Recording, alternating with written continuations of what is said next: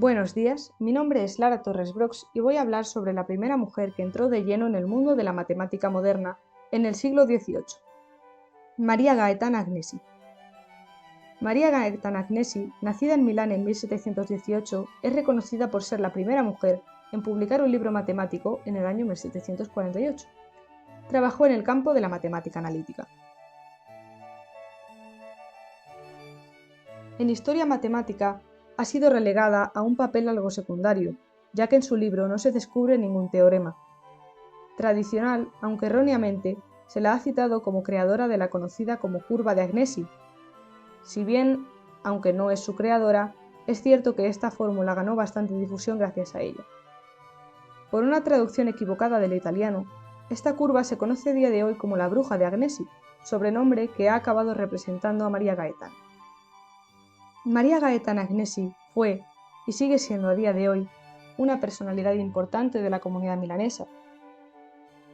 Esto no fue, sin embargo, por su carrera matemática, o no solo, sino también por su presencia en los ambientes religiosos de Milán. Agnesi fue una mujer de grandes creencias católicas. De hecho, se carteaba con frecuencia con el arzobispo de Milán para discutir sobre cuestiones de carácter teológico, y llegó incluso a mantener contacto con el Papa Benedicto XIV. Y es que esta faceta religiosa es inseparable de su faceta científica. Si bien culturalmente nunca han estado unidas, son elementos esenciales en su vida y en su obra. En esta época, algunas mujeres adineradas o nobles ya comenzaban a entrar en los círculos intelectuales, pero nunca en igualdad de condiciones con los hombres. Sin embargo, aún así, las matemáticas eran un tema que seguía ligado por completo al ámbito masculino. Nos encontramos en el mundo de los círculos académicos, de relaciones intelectuales y de complicadas relaciones sociales, gobernado por las conversaciones. Estas conversaciones eran discusiones intelectuales en las que se debatía sobre religión, ciencia o cultura. Gaetana acudía a las reuniones de otros nobles, lo cual es relevante, pues las mujeres no solían asistir. Pero también aparecía en las conversaciones del Palazzo Agnesi, convocadas por su padre Pietro. Usualmente se hablaba en latín, que Gaetana dominaba con una perfección increíble. Es interesante, además, explicar la disposición de la sala durante estas reuniones, y es que Gaetana y su hermana María Teresa, prodigio de la música y futura compositora, se colocaban juntas frente al resto de invitados, generalmente nobles o burgueses, con los que discutían de diferentes cuestiones científicas y teológicas. Las discusiones con la joven Gaetana recibieron el sobrenombre de Academia Doméstica y se convirtieron en todo un foco de atención en Milán. Según un soneto de autor desconocido, Gaetana comenzó a entretener a los conocidos de su padre antes incluso de cumplir los 5 años, ya con un gran dominio del francés. Con 9 años hablaba perfecto latín, lo que despertó las alabanzas de todos los asistentes, que crearon un panfleto lleno de composiciones poéticas sobre la genialidad de la niña. Gaetana aprendió además griego y alemán y acompañaba sus discusiones filosóficas con una gran habilidad para la viola. Gaetana y su hermana fueron incluso visitadas por el elector de Sajonia Federico Cristián, que alabó las habilidades, devoción religiosa y modestia de ambas hermanas, que ya se estaban haciendo conocidas incluso fuera del panorama intelectual milanés. El padre de Gaetana, Pietro Agnesi, era un burgués proveniente de una familia de mercaderes.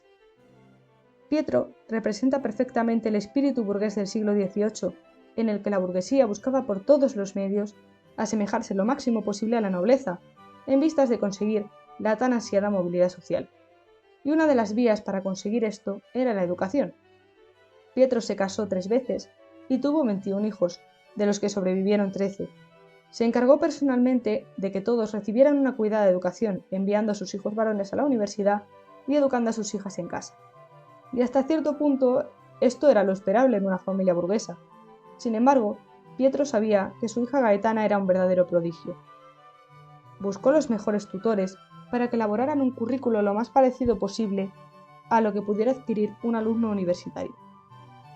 Esto ya se salía de la norma, pues no era comprensible que se invirtiera tanto tiempo y dinero en la educación intelectual de una mujer, y mucho menos en ámbitos como las matemáticas. El resultado de esta cuidada educación no fue solo que Gaetana fuera conocida en el mundo intelectual de Milán, sino que también fuese venerada como un caso totalmente único.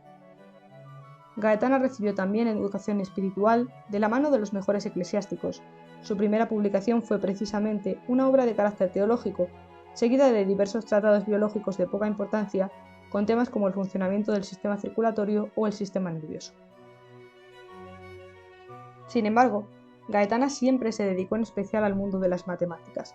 Gracias a las conversaciones de los Agnesi, comenzaron por primera vez a divulgarse contenidos matemáticos para mujeres, lo cual era algo inédito. Vemos esto representado en el libro Newtonianismo per la Dame, o Newtonismo para las Damas, publicado por Francesco Algarotti. Si bien esto era un gran avance, el nivel que contenía era más bien anecdótico, nada comparable con la maestría que Gaetana estaba adquiriendo en sus estudios. Con tan solo 20 años, escribió una serie de tesis filosóficas y matemáticas. Gaetana escribía sobre cálculo, que nadie en toda la Lombardía se había interesado por perfeccionar en su época. Gaetana además consideraba la matemática como la única ciencia no abierta a debate, la única que permite conocer la verdad con absoluta certeza.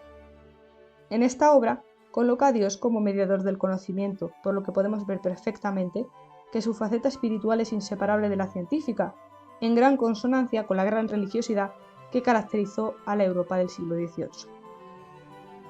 Gaetana llegó incluso a expresar el deseo de convertirse en monja en el año 1739. No podemos asegurar si esto era por devoción o por una búsqueda de apartarse del foco social que nunca le gustó. Lo cierto es que su padre Pietro, que veía a Gaetana como una pieza crucial en su estrategia de movilidad social, no le gustó para nada esta idea.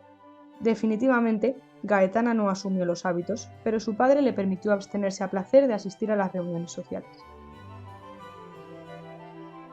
En esta época, comenzó a trabajar como voluntaria cuidando a mujeres pobres y enfermas en el Ospedale Maggiore, lo que marcó el inicio de su extensa acción misionera. Terminó su carrera social y apenas aparecía en las conversaciones, pero comenzó plenamente su carrera académica y espiritual. Sus estudios religiosos avanzaron con velocidad. Comenzó a estudiar las Sagradas Escrituras, teología dogmática y literatura mística. Las autoridades religiosas de Milán no solo no se opusieron a sus estudios, sino que los apoyaron, permitiendo que Gaetana consultara la colección de la Biblioteca Ambrosiana.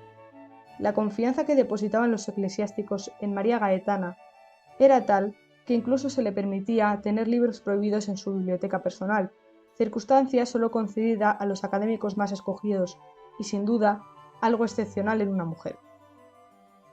Es otro de los ámbitos en los que podemos ver perfectamente lo brillante de su carrera, tanto en lo científico como en lo espiritual. Gaetana comenzó también a trabajar como maestra en las escuelas de doctrina cristiana en Porta Romana y posteriormente en la escuela de Santa Caterina y en la escuela de San Calimero, enseñando a niñas y mujeres analfabetas. Se convirtió en priora de la doctrina cristiana o directora de la escuela. Gaetana, desde su juventud, abogó no solo por la entrada de la mujer en las ciencias sublimes, sino también por una educación accesible y libre para todos, aun para los miembros de las clases sociales más bajas, algo que en esta época todavía era una novedad. Libre de los convencionalismos sociales y dedicada por fin a su pasión didáctica, Gaetana comenzó la elaboración de su libro. No buscaba desarrollar una teoría nueva, sino explicar las existentes de forma sencilla y comprensible. Al fin y al cabo, se dedicaba al cálculo, la rama más avanzada de las matemáticas y de la que no existía ningún libro de texto completo, y tenía que hacerlo comprensible para un alumno. Su estilo era claro y nada ambicioso, con ejemplos del día a día. Escribió en lengua vernácula, con el objetivo de transmitir con la máxima claridad sus conocimientos. Quería crear una introducción unitaria y sistemática al álgebra y a las nuevas técnicas de cálculo.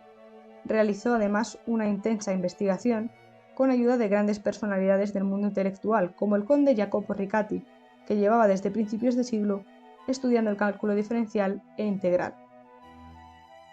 Se decía de ella que era increíble ver tanto talento y conocimiento en una mujer como sería remarcable en un hombre.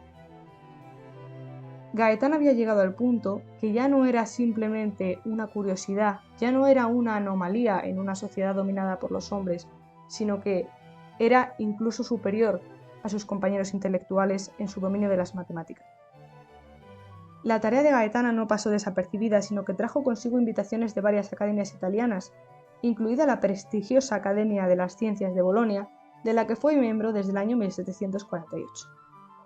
La emperatriz María Teresa le envió como regalo una caja de cristal engarzada en gemas con un anillo de diamantes. Recibió felicitaciones también de Federico Cristián de Sajonia, que ya había conocido en las Conversazioni, e incluso de Benedicto XIV, que la proclamó Lettrice honoraria de la Universidad de Bolonia en 1750. Gaetana consiguió no solo ser la primera mujer en escribir un libro matemático, sino que además consiguió que fuera utilizado durante décadas por su gran valor didáctico. Y es que el objetivo de Gaetana no era cambiar el mundo de las matemáticas, sino enseñar. Enseñar para que detrás de ella otras mujeres pudieran seguir sus pasos. Muchas gracias por escuchar.